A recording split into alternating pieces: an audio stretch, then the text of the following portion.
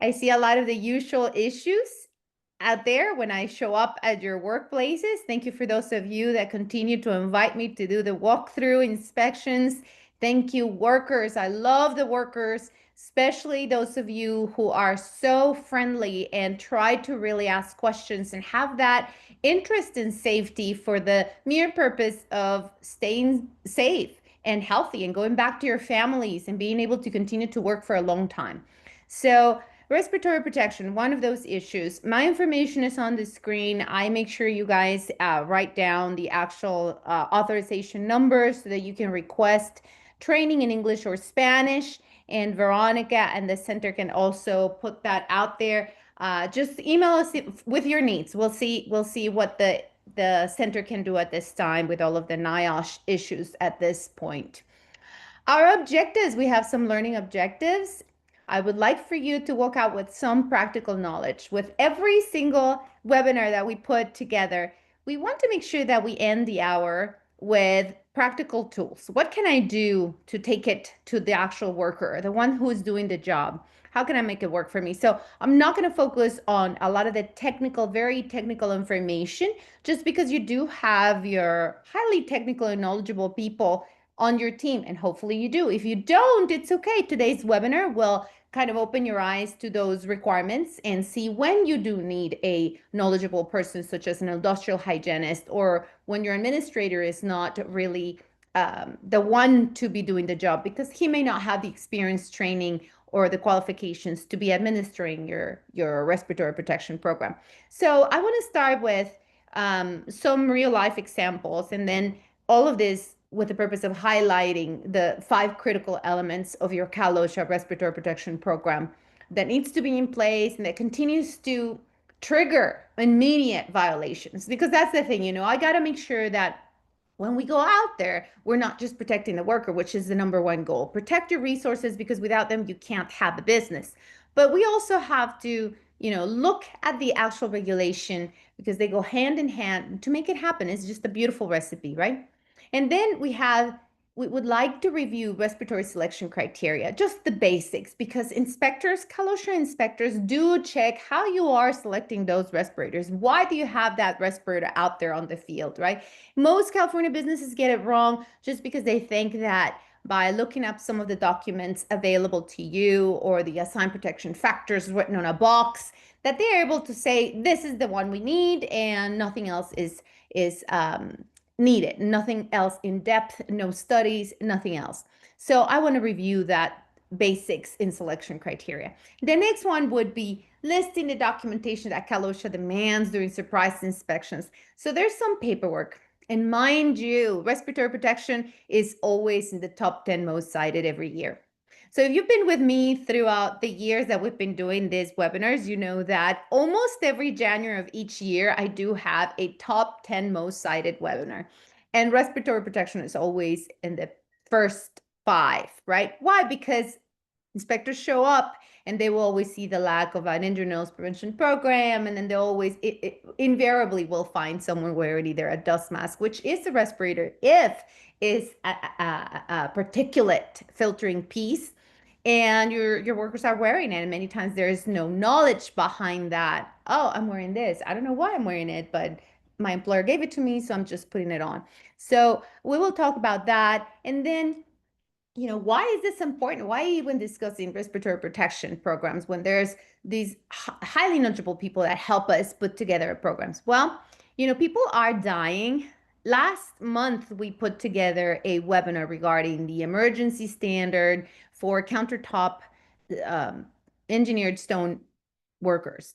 And now we see that federal OSHA is showing some of the deaths that are taking place. We have been needing more information, more documentation in regards to what's going on out there with the countertop industry. And so we have here, straight from the Cal OSHA website, some of the recent deaths. And you can tell this is already 2020, dated 2020.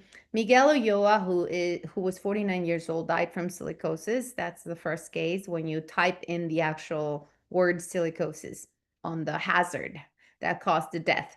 So we have another worker in one of those engineered stone shops, in Hayward, California, died from silicosis, and we have one in September and one in July, and then another one in May in Panama City Beach, Florida, from respiratory arrest, also attributed to silicosis. And why are these issues of respiratory protection? Because if these workers knew the hazards they were being exposed to, and they were trained in the appropriate use of the adequate piece of respiratory protection, these workers would have not died. So these deaths are 100% preventable. And I have some of these publicly or available to the public records. So there's this inspection number. This was to Primus Marble Incorporated.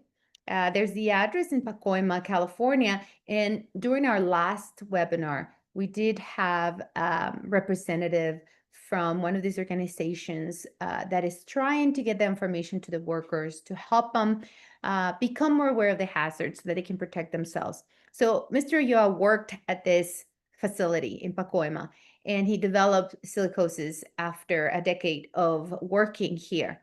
And he died on November 4th, 2020. We also have the next worker who is a worker who worked from 2004 to 2013, Hayward, California. And, I put these pictures of the facilities because many times you don't even know. There's no sign on the outside. These are small workshops where the workers are cutting, grinding, and working with engineered stone. And he cut, polished, regular natural stone and engineered stone. And he was diagnosed with silicosis in 2013. And of course, his death has been attributed to this condition. We know that there is an actual emergency standard that was approved December 14 of 2023. And here is a picture or a screenshot of Leobardo Segura Mesa, 27, who has to use the oxygen tank wherever he goes to help him get the oxygen needed for him to survive. He worked 10 years cutting engineered stone, and he was present at the actual Cal OSHA hearing. It's his wife right there as well. This one surprised me, and this is from the Public Health Watch newsletter. I have the link there for you. The jury awarded $52.4 million in a case against stone countertop makers, and the person who put the lawsuit in motion was Mr. I think his name is Mr. Reyes. Hold on a second, and I will find out for you. I have the link there, so I'm just going to open it up. Gustavo Reyes Gonzalez. He's only 34, and he had a severe case of silicosis, right? Of course, cutting countertops. And he used water to suppress dust and wore high quality masks, but the silica powder still entered his lungs. Okay, so he did use water. He did have those suppression systems for the dust, and he wore the high quality mask, which, the question would be finding out what type of masks and what does he call high quality masks. Nevertheless, the fine silica powder, because as you've seen, if you followed us through the many webinars, this respirable crystalline silica is very pervasive because of the fact that it is 90%, 98% present in engineered stone. This is why the hazard is so much more difficult to control rather than those in the construction industry per se. Okay, so I was amazed, right? But there were several defendants, and all of them were stone countertop makers. So there you have the link in case you want to read the full case. But not just countertop workers are dying because of contaminants in the area where they work. We have here in 2019, we have a worker who went into respiratory arrest from exposure to grain dust. So I believe, if I read correctly in this particular case, the worker was just sweeping. And agriculture, because they are exposed to milling dust, has a special type of mask that they can wear. But, if the worker wasn't wearing, in this case, he was not wearing anything, and he did have a precondition that just made the whole exposure worse, and he ended up in the hospital and died from this exposure. Then we have another one who died from possibly attributed silicosis. Oh, that's the one that appeared in the previous screen. And then we have here a worker died when airline respirator was hooked to a nitrogen hose. So the hazards were already found out, and then he just hooked to the wrong hose, right? And he died of asphyxiation because you don't breathe nitrogen or pure nitrogen like he did. This happened in 2017. And then we have the last case on the screenshot. And of course, there's a list and myriad of reports when you go to the OSHA.gov website. The worker died from respiratory arrest after working in a confined space. And this case is of particular importance because if we don't talk just about silic and silicosis in the countertop industry, we can also see how not having a respiratory protection program in place will get you in deep trouble. So in this case, they get a subcontractor, and this, by the way, is a correctional service facility. It says an employee was working in a crawl space, confined space in Tower B, and he was to unclog food sink drains underneath the facility's kitchen. The workers were working in confined space in mechanical room number 5. They were tasked to unclog 4 food drains, which were located 50 to 60 feet from the confined space entrance. The employee exited the confined space, and then he sits on a bucket, can't breathe, he collapsed. Medical staff gets there, resuscitation was administered, but then later on, he was pronounced dead at the hospital. During his work, he was wearing a Tyvek suit, an N95 respirator, rubber boots, a headlamp, and a hard hat. An assessment by the fire department after the employee was removed actually revealed that there was an 8.5 part per million of hydrogen cyanide present in the room near the entrance of the confined space. The company did not have a respiratory protection program or a confined space program. So no procedures basically, and nothing in regards to respiratory protection. And the autopsy findings did indicate that the employee had a pre-existing health condition which could have been exacerbated by respirator use. So it's basically a recipe for disaster. We many times provide these N95s without the actual respiratory protection program in place. Providing N95 mask is quite a common practice. Why? Because we think they're not respirators. And maybe for those of you that do know that they are respirators, we failed to do the medical evaluation to find out whether or not the person is recommended or available or actually able to use this mask. And the problem with that is that we don't know what we don't know. And in this case, he had a pre-existing health condition. So very sad, but it's kind of like giving you a background of why this is so important, so we don't just wing it. So not just countertop industry worker, but in this case, a stonemason, according to 9 News, after working in the industry for more than 10 years. He was diagnosed with silicosis in 2017 after he developed a chest infection that would not clear up. And with his health failing and needing a double lung transplant, he did pass. So only 36 years old. And you can see that many of the examples I'm giving, they're very young people at the point in their lives where they have families, children, young children, mind you, because at 36, you have 4-year-olds, 1-year-olds. So very, very sad. NIOSH has, and you know, now that we have this background, that we know why this is so important, I want to start by telling you, you must look at the recommendations by NIOSH regarding the elimination of hazards first, because many times we go immediately into, oh, we need a respiratory protection program, where it would be easier to start by eliminating the hazards per the hierarchy of controls, right?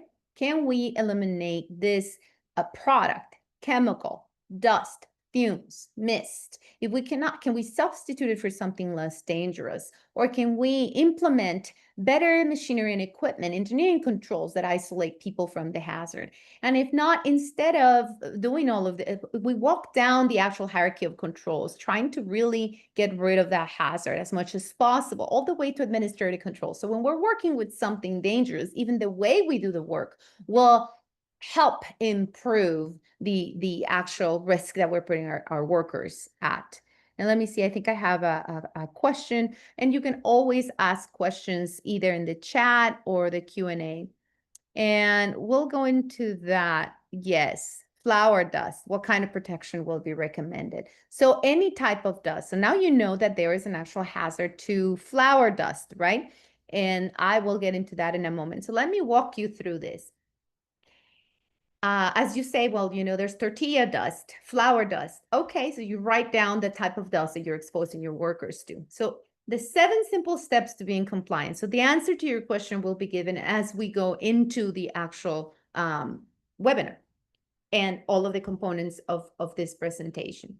So the first thing we got to do, guys, is look at the exposures, right? So you already know there's a visible cloud of dust, or people are painting and they're using misters instead of brushes and there's mist, or you walk the floor as you're doing your safety inspections and a worker bought a mask at Home Depot. Why is he wearing that mask? You have to ask these questions because obviously the workers is the need, because either they go home and they feel that they have something in the back of their throat that tastes or smells just like the chemical they're using at work. Things of that nature should alert you that you need to look at the exposures. Some of these exposures are widely known or common, and you will know that there are certain steps on how to proceed. For example, we've been talking about silicosis in the countertop industry. So that's a known hazard. And so you start going down the rabbit hole in that regard. But some other things may be less obvious to you. And so when you walk the floor, maybe part of your production started last month and you had a whole batch of new molds that were produced in a manufacturing setting, for example. And now you have the issue of fiberglass. The guys are actually polishing some of the corners of those new molds. Okay, fiberglass, fibers. And now you go, do I need to protect them against that? Because some of these workers are reporting some throat and nose irritation. Okay, so we have to take a look at where are the exposures, what are the substances, and whether or not there's an actual limit, meaning a legal limit that we cannot expose them more to at work. And that OSHA calls a permissible exposure limit. You will hear other technical names, maybe your industrial hygienist talks about a TLV, which it's a threshold limit value. And that's a more conservative number. So it doesn't go all the way up to the PEL, just because they know that at a threshold limit value number, you already have some health issues with that worker. And so it is more conservative. And I always encourage all of you to do more than just the required by law. And in this case, would be the PEL. Once you know what are the hazards, and I listed some of the hazards, very obvious hazards in blue, for example, dusts, fibers, mists, fumes, gases, vapors, and in healthcare, we do have a myriad of biological hazards, and not just healthcare, but we also have, let's say, pesticide applicators, biological hazards, and other things, right? Such as aerosols of things such as COVID-19 and other aerosol transmissible diseases. So where are the hazards? Make your list and now perform your hazard assessment, right? So now you see, okay, there's tortilla dust, that's flour dust. Now we have to make our hazard assessment to recognize this exposure, right? So now we get into look at your safety data sheets. So each of the chemicals that you have on site, even for fiberglass or solvents, you have a safety data sheet. So get it from the manufacturer, download it, and study it. There are some very technical parts to the safety data sheets, but there are also not so technical, and your industrial hygienist can also help you, or your consultant can also help you and say, look, this is the type of respiratory protection that is required when doing it indoors versus outdoors, right?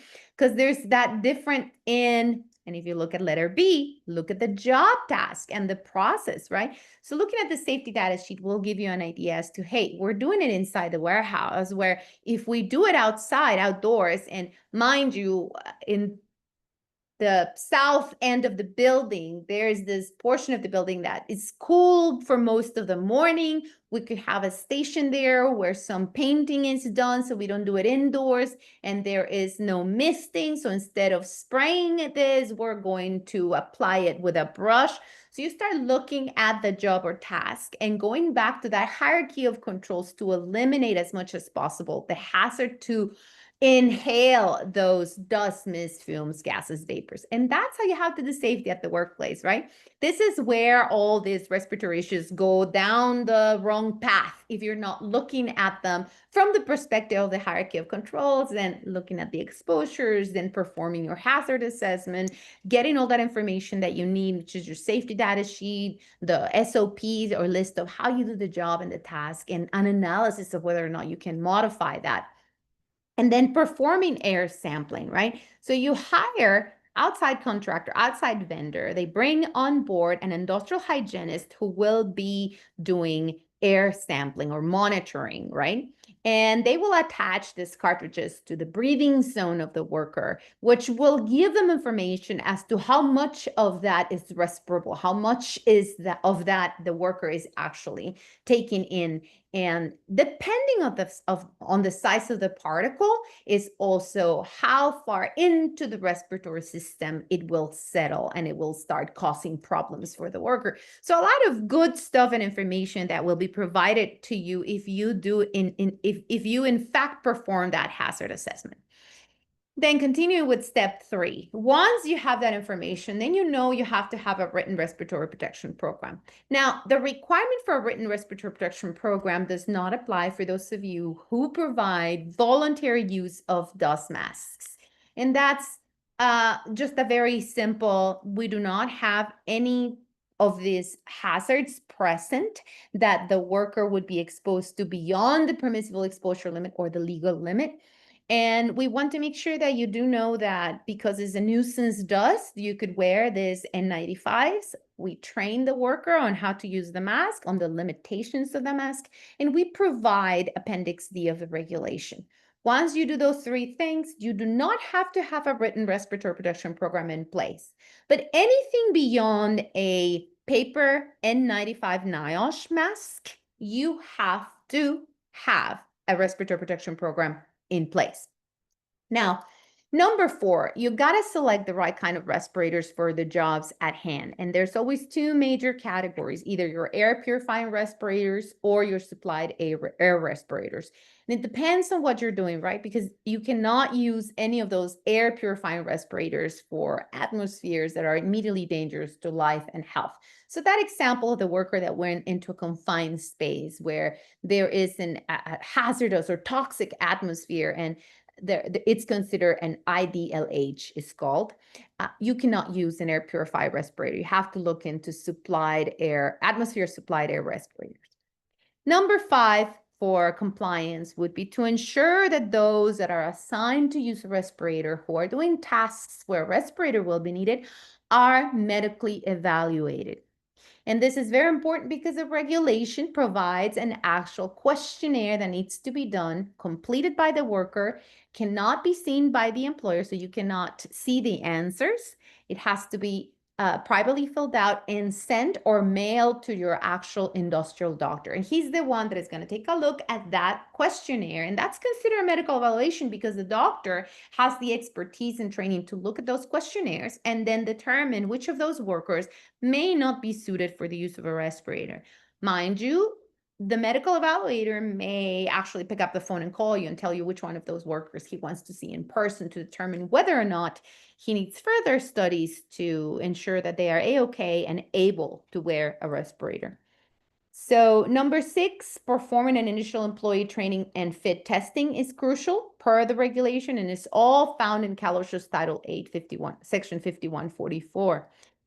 The lack of training is one of the most cited standards, right? Or subsections of the standard, because we find workers where there is an actual written respiratory protection program, they've been fit tested, but the employee is wearing it the wrong way, or there's facial hair. And so you know that there's a lack of training and knowledge. And this is one of the major or the most cited, top 10 most cited every year per Cal OSHA and OSHA information. And then number 7 would be maintaining your program. So you need to every year do that refresher training and do your fit testing, which could be quantitative or qualitative, but you cannot miss it. And sometimes because we have other things planned or the schedule gets moved, we moved our fit testing month, a week or so, and then it doesn't happen within that year and you will get cited because of that. And then last but not least, making sure that you have reevaluations done, the employee medical evaluations, if there are some specific circumstances that are required. For example, you may have issues where people got new dentures and dentures change the actual configuration of the face. You may need to do another fit testing to make sure that the make and model of the respirator they're wearing is a-okay for them. So there you go, 7 steps to being compliant, taking into account NIOSH requirements in the hierarchy of controls. So here are some common citation areas for you to review. Number 1, I do find a lot of facial hair violations. My brewers love their beards, long beards, beautiful beards, combed beards, you name it.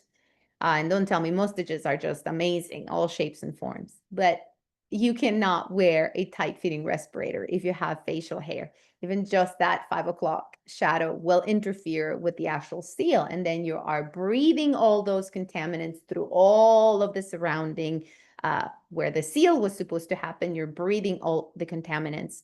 So you render your respirator completely useless. Outdated medical evaluations or fit tests, meaning you haven't done it within the year. Like I said, inadequate training documentation also gets very much cited. Missing, maybe you do not have a written program per the regulation. And that's what happened in that case of that death where they were clearing the clogs from the drains in the kitchen area. There was no program, not just for the respiratory protection. He was wearing an N95, but there wasn't a respiratory protection program. There wasn't a confined space program. Those are issues that you need to look at. When you're supposed to do a job, you need to find out where are the hazards. And many times those hazards will trigger the requirement for this written programs that you may be lacking. Lack of program administrator qualifications. So the administrator has to have the training, the expertise. Otherwise, he's the wrong person to be administering your respiratory protection program. And here's some of the pictures that give me a quick heads up that something's going on. In this case, a construction worker wearing only a face covering when mixing and exposed to silica dust. So one of the things that we do is training and education right there on site, why this is not a respiratory protection, even on a voluntary basis, you know, because for this mixing operations outdoors, you could have a voluntary use of a respirator. And a face covering will not do it. But also, if they're going to be using it on a voluntary basis, that facial hair has to go. So when I see that, I know there's some issues because he's mixing and wearing a face covering. If I see this other issue here, PPE hanging from clamps. So I love to see PPE in designated spots, but when the PPE is stored in areas where they're just going to be contaminated by just the fact of being hung there, I'm sorry, my grammar, my English starts acting up because it's already 11:30. And in this case, a half mask, elastomeric piece is hanging there, and the filters are capturing the environment and getting clogged and getting used up. So once you see that, you know, and you see these also hanging from, you know, machinery and equipment. So you know there's issues, right? Workers lack training and education in regards to how to store it, clean it, maintain it. And also, if you do not have a written program, why are they using a half mask? So those are the more important questions. This is another picture of a worker who I was interviewing, and he said he went home, and at the end of the day, he felt in the back of the throat some of the taste of that chemical used by the machine, and we found it was a misting oil, but he bought himself a mask. And so we had to bring in industrial hygienists to make sure that there was air monitoring done to make sure that we were not in violation of any of the permissible exposure limits for the particular chemical that he was being exposed to. And then, of course, the training and education, because if you are not in violation of any of this, you cannot allow them to bring these masks, right? Now, the Centers for Disease Control have a full facial hairstyle and filtering face piece respiratory protection chart that allows for people, and workers love this chart because then they have guidance as to what kind of facial hair is allowed, right? So all the ones in the green check mark, may be a-okay if they don't interfere with the seal of the respirator. Okay, so we have inspection preparation tips. There are some key points for you to be ready in case an inspector shows up and you do have respirators being worn by your employees. Number one, and I'm going to get to those questions in a second, okay? Organize records by employee. Make sure that you have a complete file for each of your respirator users and verify their currency so that your medical evaluations and fit tests are current. Remember that for fit testing, you have to make sure it is annually, and for medical evaluations, only if the doctor wants to see the patient again, or if the worker is going through some other medical issues where the medical evaluation is warranted. For countertop engineered stone workers, there's a requirement every 3 years, plus the initial is always when the action level is met and they're assigned to wear a respirator for more than 30 days a year. So you have to know also what standard are you looking at, right? Workplace hazard evaluation, make sure that you have your monitoring data current and it's available. So you have that report from your industrial hygienist or the vendor that the actual air monitoring at your workplace. The administrator info is current. What do I mean by that? Well, many times I have a respiratory protection program in place, and then the person who's supposed to administer the program doesn't even work there. So it has to be somebody who still works for you and that has the training and the experience, the expertise in regards to respiratory protection. There's no such a thing as a specific certificate that this person has to have, but they do need to know what they're talking about, right? And this is by training and expertise. Many times is someone who has had previous experience in administering this type of program or who has been working hand by hand with an in-house person who maybe you have your own industrial hygienist who has done all of your monitoring data and now has trained a person to administer the program as well. Review your program effectiveness every year. Make sure that you review your program, you make any updates, and be prepared to discuss this with the actual inspector. And of course, the tour, right? Every time an inspector shows up and you have people wearing respirators, you have to make sure that you know the locations for the respirator storage, where do you clean them, and all of this taken into account. Where are the hazards, the contaminants? Where do you store these away from the hazardous area or the contaminants? Where do they clean them? What are the assigned areas? Where the sinks, the mild soap? Because all of this is in the manufacturer's recommendations. What kind of soap are you going to use to actually clean the respirators? If we're talking about a elastomeric piece, for example. Okay, so some tips there, and then we get into the 5 critical elements of Cal OSHA's respiratory standard that trigger those Cal OSHA violations. So we talked about this, and then I give you there a couple of links so that you are able to get it started, right? Because the respiratory protection program goes one by one as to what is needed, right? If you do not have a respiratory protection program, this falls within the actual regulatory violations, which is up to $16,285 per violation. And this is because it went up after January 1st, 2025. And I have a link there for you to take a look at how the fines went up this year per Cal OSHA's updates. Let me see. Maybe we can actually get you to look at it in a moment.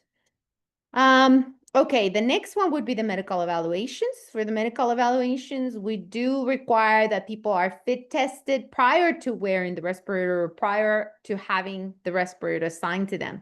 And I talked about the Appendix C of the regulation, right? The whole point of this is to determine whether or not the employee can wear a respirator, because then we have people dying on us. And that's why I put that example in the beginning of this man that was supposed to just unclog the sinks with food. There was an toxic atmosphere. He was wearing an N95 and he was overcome, right? And died. So is he able? And many times, because there were 3 workers, if you read the actual case, but this person had a pre-existing condition. So is the employee able or not to use the respirator? That's the whole purpose of those medical evaluations. In regards to silica, we do have some variations because there's a different regulation. And although for anyone outside the countertop industry, a standard medical questionnaire is required, and also for the countertop industry, a more in-depth evaluation is required when the action level is reached. The action level is 25 micrograms per cubic meter for those who are assigned the use of a respirator for 30 days or more. And this is because this more in-depth medical evaluation will, and it's a medical surveillance program really for the countertop workers, industry workers. And it makes sense, guys. It makes sense because you want highly trained people. In this case, when the doctor orders an x-ray, it has to be interpreted by a NIOSH reader. And this person has been trained in specific issues that show up in x-rays and even make the recommendation for a CT scan so that they can really detect silicosis in early stages, because that will be missed by a regular radiologist who interprets an x-ray. Okay, the annual fit testing requirements also have to be done annually, like I said. There's some changes that affect fit, like dentures or going up in weight, that also affects it. Number 4 is employee training.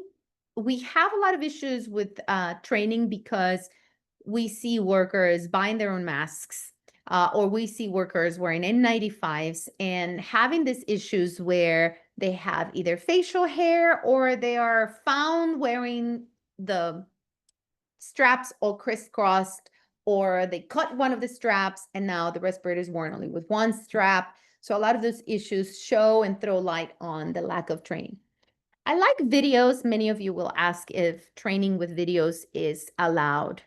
As long as your videos are customized, I have no problem. But if they're not customized and you're just going to get one OSHA video for everyone, I do have problems with that because you do not go over the specific respiratory hazards that you face. So you can have a classroom type of training where you show videos during that classroom, but don't rely only on the videos for you to document that your employee training was done.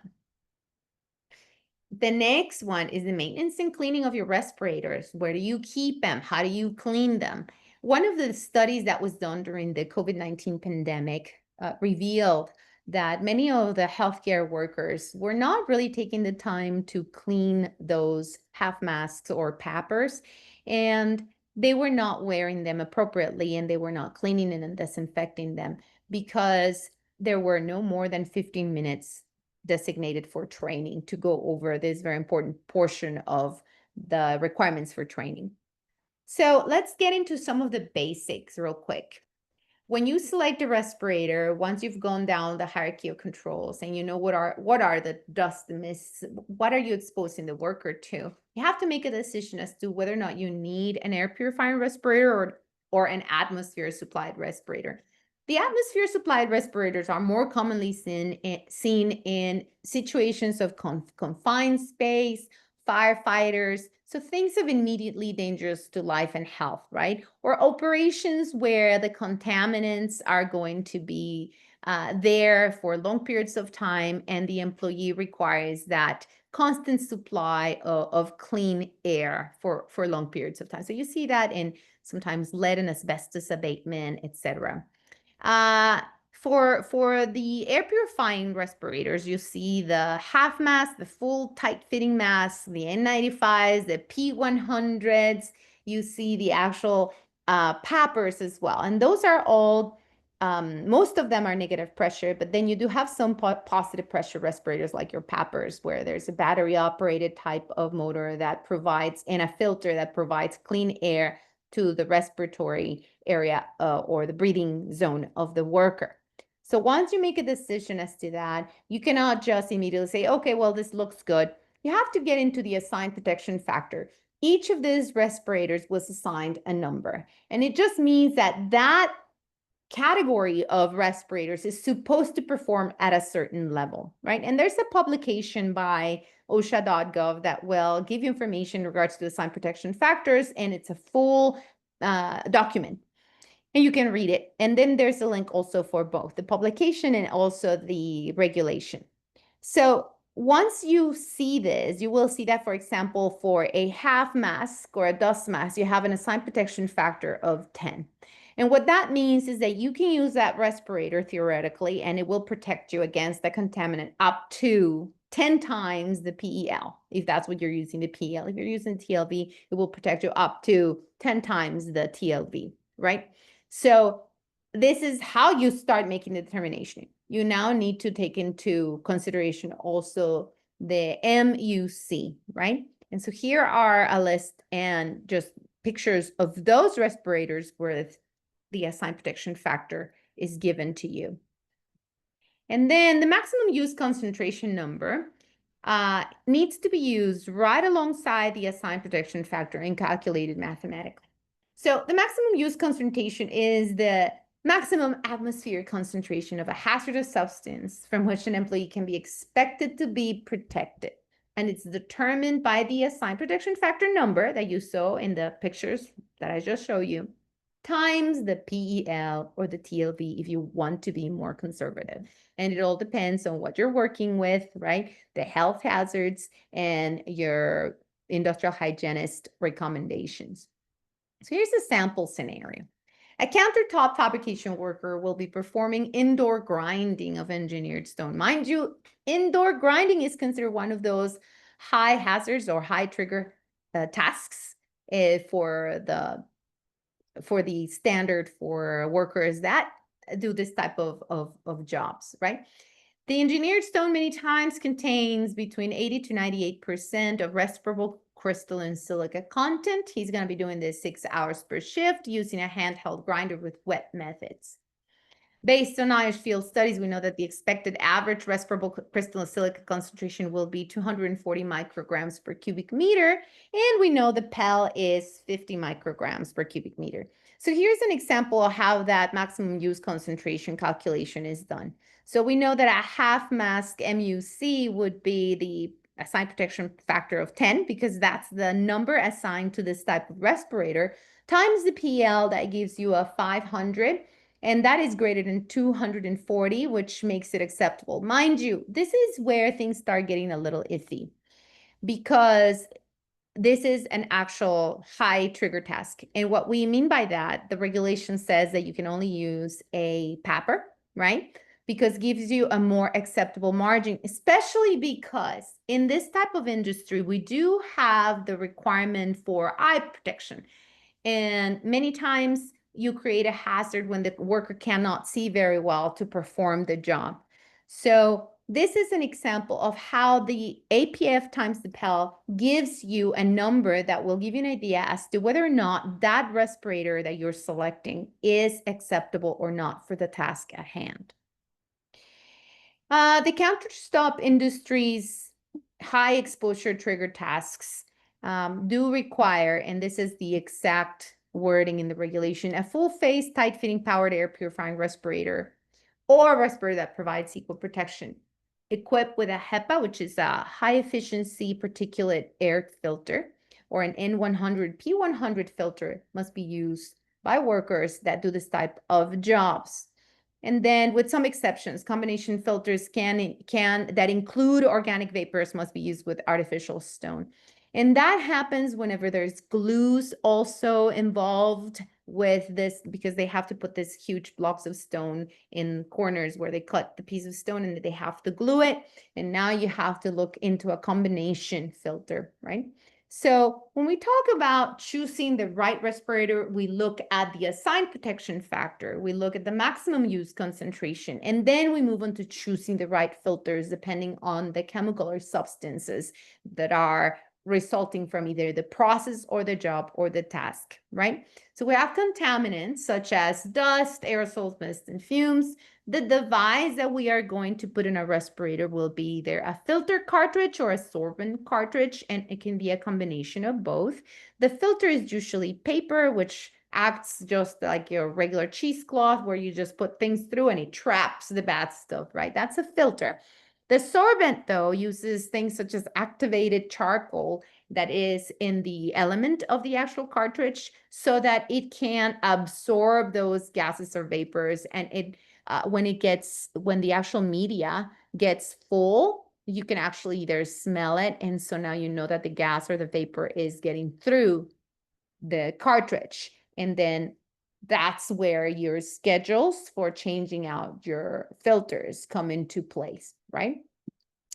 So choosing the right particular cartridge, we have N, R, and P designations, and that letter is put right before the actual number. So the number tells you how many, the efficiency of the particulate filter. So 95% of those particulates will be trapped by the filtering piece, or 99 or 100, right? But the letter tells you if it's not resistant to oil, somewhat resistant to oil, or oil proof. So the P stands for if oil is present and your respirator has a P on it, it is oil proof, and that's the type of respirator that you want to use.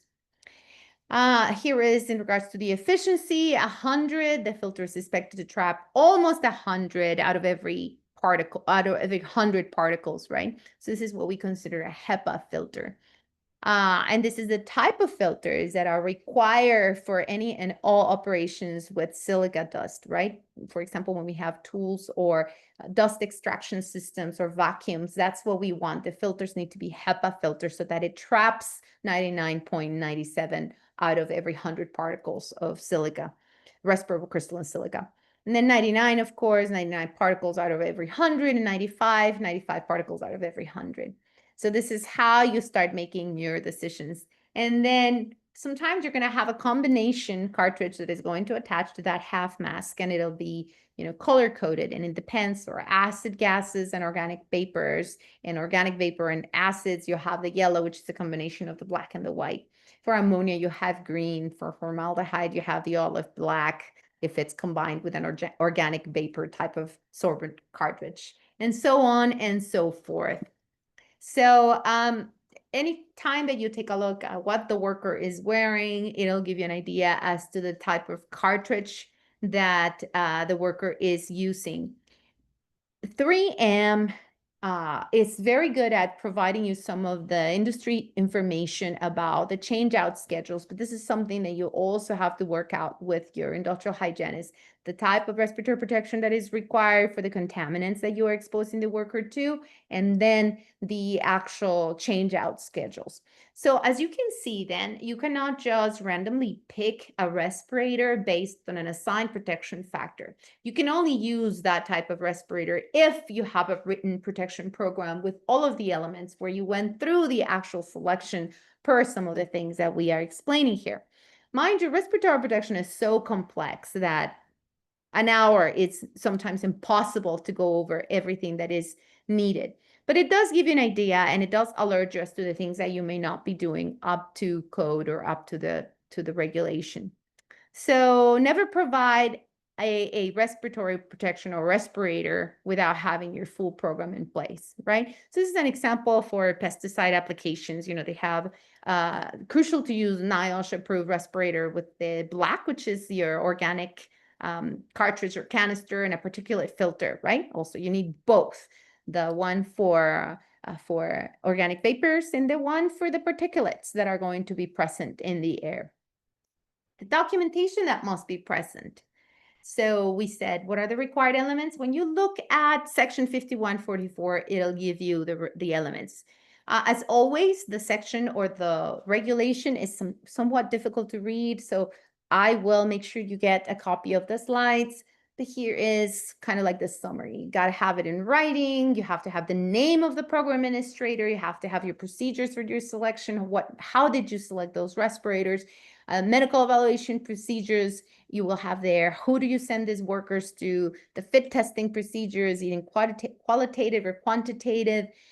How to actually do things when you have routine work and emergency situations, maintenance, cleaning, storage, training, and specifying what you train them in. Program evaluation procedures. So how do you check that your program is still effective? And all your written programs must have a date as to when did you look at it last. Otherwise, no one knows when was this program reviewed. In regards to medical evaluation records, I have a quick checklist for you guys to look into because this is one of the top most cited, right?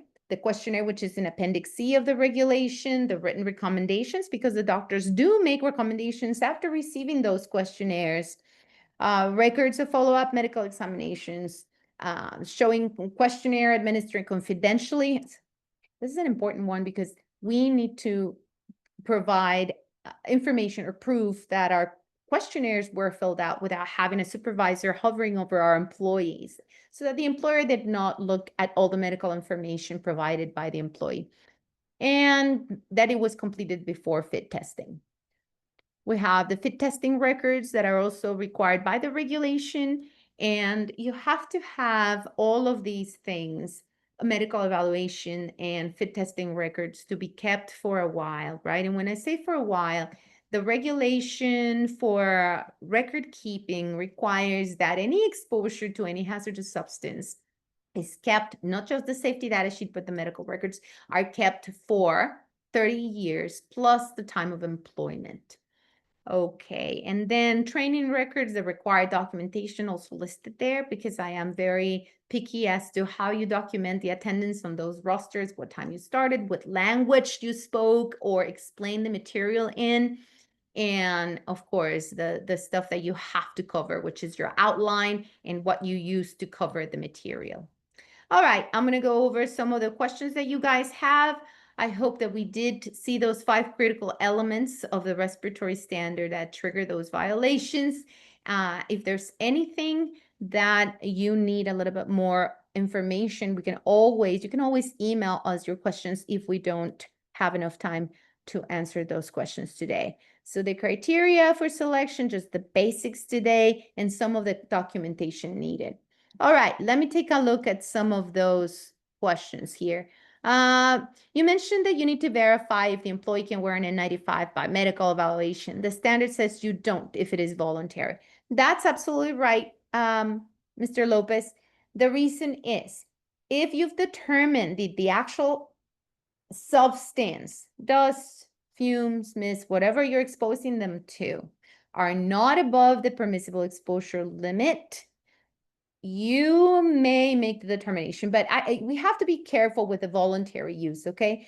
Because this is only, or this was initially allowed just because sometimes there's nuisance dust that is present at the work site, and it is okay for workers to wear an N95.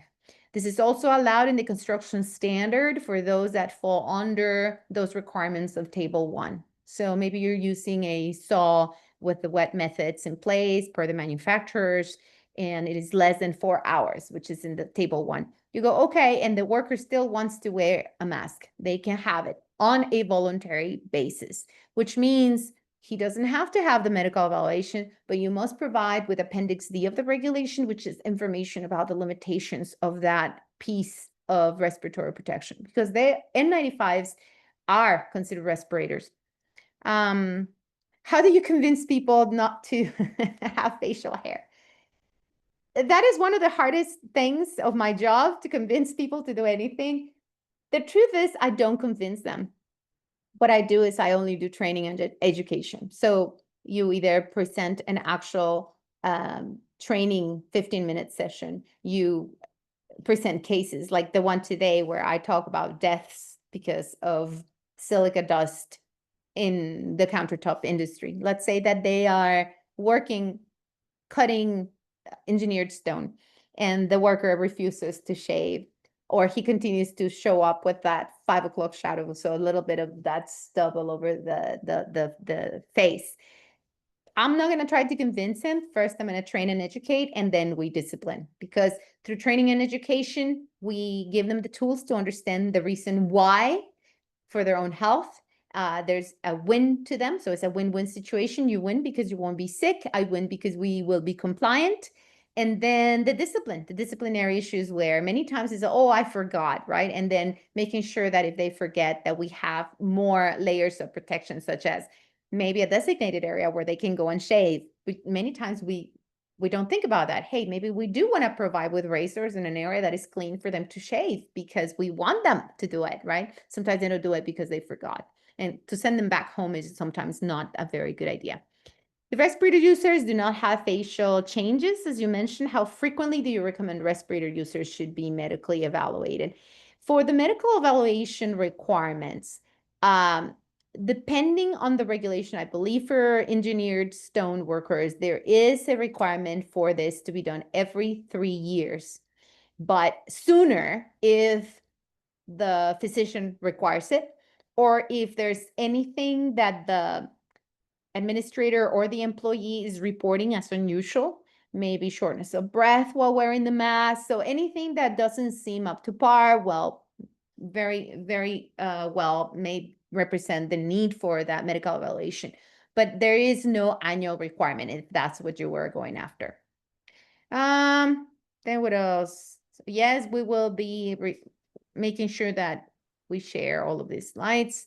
And then we did have another one here, which has to do with, okay, so let's go back to that question about the tortilla manufacturers, where the sanitation crews usually use air hoses to blow off flour from machinery, creating clouds of flour. What kind of protection will be recommended? Well, once again, here I want to go back to my engineering, my NIOSH hierarchy of controls. You gotta make sure that you eliminate this issue. So the first thing is we do not use compressed air to blow off dust, flour, etc. First of all, it creates a lot of issues, and we go back to now a different requirement, which is the use of compressed air, right? Because you cannot use it at a certain pressure, and you cannot use it without the guards. Why? You're worried about all that dust, flour just kicking back and getting into the eyes of the workers. So that is something that is not allowed. So I would eliminate this. And instead of blowing and using those air hoses, do wet methods where and of course it's more manual labor. And so there's a lot to this question. The first thing I want to look at is, could there be better design of the machinery and equipment so that we do not have all this settlement of dust everywhere? And that would be the way to go. Elimination, substitution, right? And then we get into engineering, administrative, and PPE. So before I start giving them a respirator for that kind of flour dust, clouds of flour in the air, I want to look at eliminating the issue of having so much flour dust settling all over your surfaces.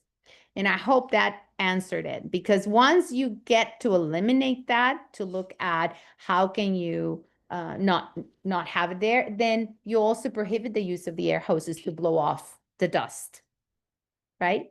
You do the wet methods. It could be with rags, right?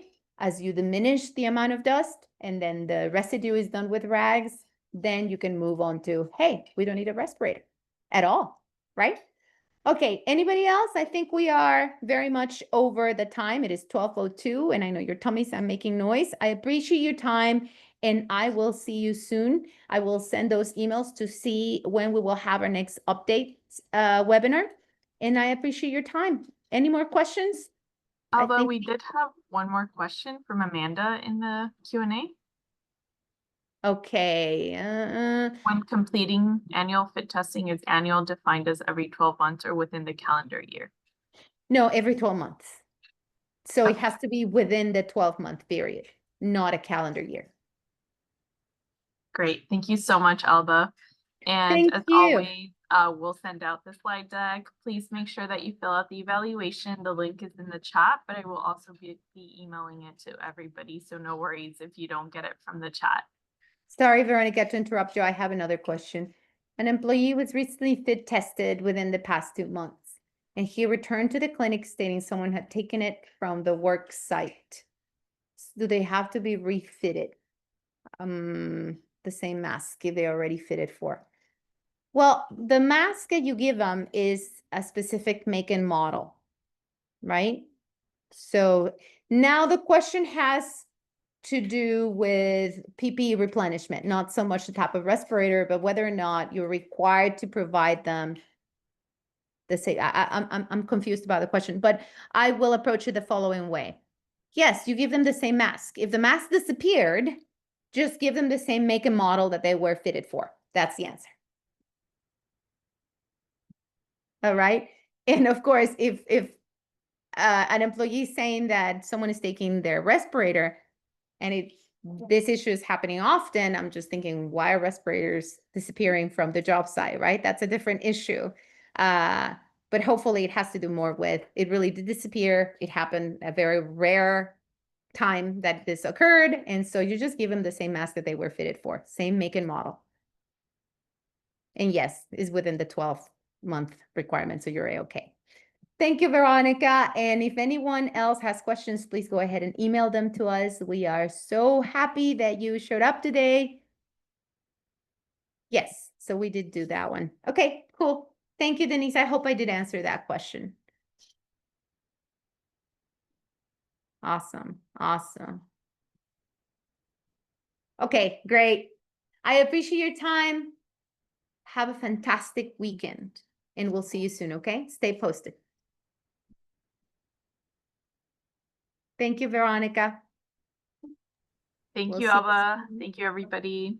Hopefully Bye. we'll see each other at another safety webinar. Yes. See you soon. Thank you. Bye. Bye.